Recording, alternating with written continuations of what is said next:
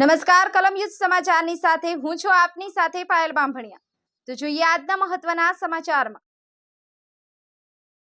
મારું નામ દીપેશ પરમાર છે, ભાવનગર જિલ્લા કોંગ્રેસ એસસીસીએલ પ્રમુખ।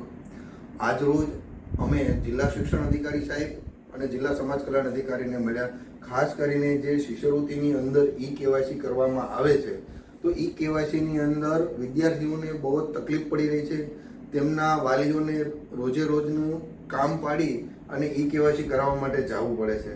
તો અમે એને એવી વાત કરી કે શિક્ષણ મંત્રી સાહેબે તો એવી જાહેરાત કરી છે કે ભાઈ ઈ-કેવાયસીની જરૂર નહીં પડે। તો સાહેબનું એવું કહેવું છે કે ઈ-કેવાયસીની જરૂરિયાત બક્ષી પંથના વિદ્યાર્થીઓને નહીં પડે, કારણ કે એમને જે શિષ્યવૃત્તિ આપવામાં આવે છે એ રાજ્ય સરકાર આપે છે, જ્યારે એસસી એસટીને છે એ કેન્દ્ર સરકાર આપે છે, એટલે એના માટે ફરજિયાત ઈ-કેવાયસી રહેશે। બીજો પ્રશ્ન એવો થયો છે કે આજને આજ તમે આ ઈ-કેવાયસી કરાવી લાવો એવું શાળાઓ દ્વારા સતત પ્રેશર કરવામાં આવે છે।